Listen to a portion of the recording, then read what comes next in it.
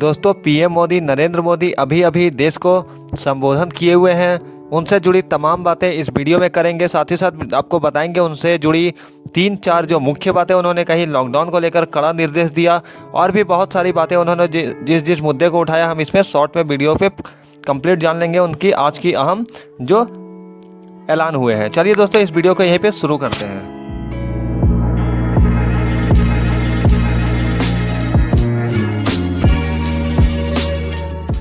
दोस्तों वैद्य न्यूज़ से मैं अभिनव वैद्य बहुत बहुत स्वागत करता हूं आज के इस प्रोग्राम में। और बता दें अगर आप हमारे चैनल पर नए आए हैं तो चैनल को सब्सक्राइब दबा के बेल आइकन प्रेस कर लें, ऐसे ही छोटी बड़ी तमाम दुनिया की खबरों की अपडेट रहने के लिए। चलिए फिर आज का वीडियो बता दें। प्रधानमंत्री ने लॉकडाउन को बताया अंतिम विकल्प, माइक्रो कंटेनमेंट जोन पर दिया जोर। दोस्तों बता दें नरेंद्र मोदी देश में बेकाबू वैश्विक महामारी कोरोना वायरस की दूसरी लहर कहर बरपा रही है।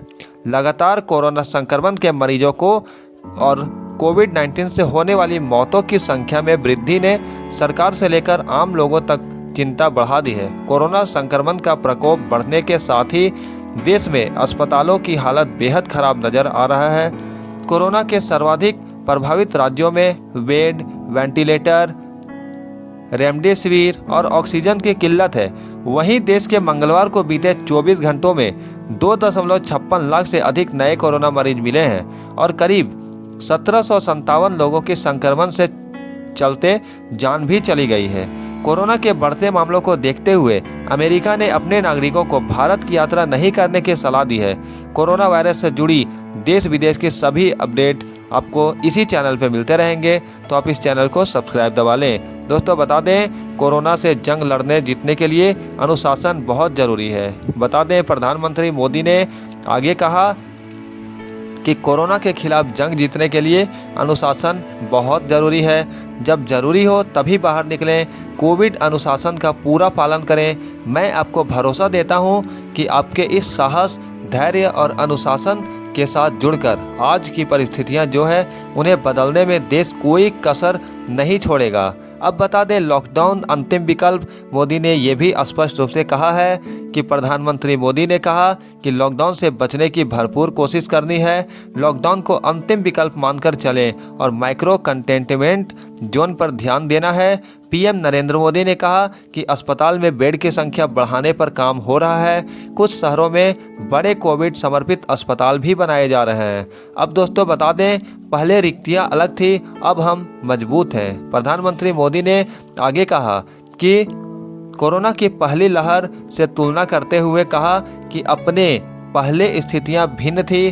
पहले हमारे पास मेडिकल इंफ्रास्ट्रक्चर नहीं था, पीपीई का उत्पादन नहीं था, बीमारी की इलाज के लिए खास जानकारी नहीं थी, लेकिन हमने जल्द ही इस क्षेत्र में भी आगे बढ़े हैं। आज हमारे पास बड़ी मात्रा में पीपीई किट्स है, लैब का बड़ा नेटवर्क है और हम जांच की सुविधा को लगातार बढ़ा रहे हैं। दोस्तों प्रधानमंत्री ने आगे कहा कि हम ज़रूरतमंद तक वैक्सीन पहुंचाने पर जोर। दरअसल दोस्तों बता दें टीकाकरण अभियान की शुरुआत से ही इस पर जोर दिया गया कि हर क्षेत्र में ज़रूरतमंद व्यक्तियों तक वैक्सीन पहुंचे।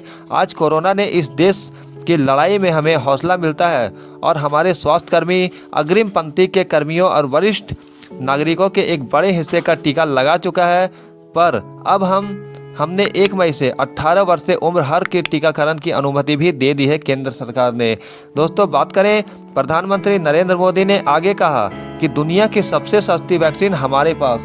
दरअसल दोस्तों बता दें प्रधानमंत्री ने कहा कि पिछले साल कोरोना के मामले सामने आए थे, तभी हमारे देश में कोरोना खिलाफ प्रभावी वैक्सीन पर काम शुरू कर दिया गया था।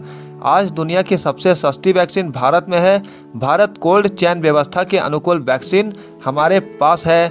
इस कार्य में निजी क्षेत्र में शानदार प्रदर्शन दिया है। और साथ ही साथ अब मोदी ने आगे कहा कि हमारा फार्मा सेक्टर बहुत मजबूत हो चुका है। दरअसल दोस्तों बता दें प्रधानमंत्री नरेंद्र मोदी ने कहा कि इस बार देश में जैसे ही कोरोना के मामले बढ़े, दवाओं का उत्पादन भी उतनी ही तेज़ी से बढ़ा।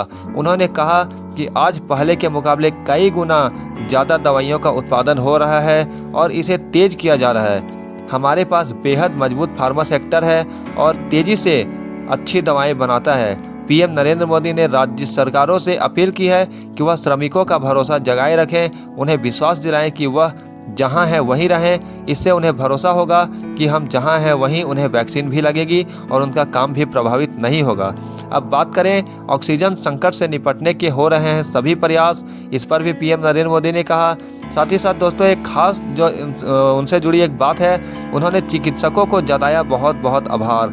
बता दें दोस्तों, प्रधानमंत्री ने कोरोना वायरस के संकट से महत्वपूर्ण भूमिका निभाने वाले चिकित्सकों और स्वास्थ्य कर्मियों का आभार जताया है। उन्होंने अपील की कि दोबारा देश में जिस संकट का सामना कर रहा है उसने निपटने के लिए आपको फिर से भूमिका निभानी है और हमें सजग होकर खड़ी रहनी है।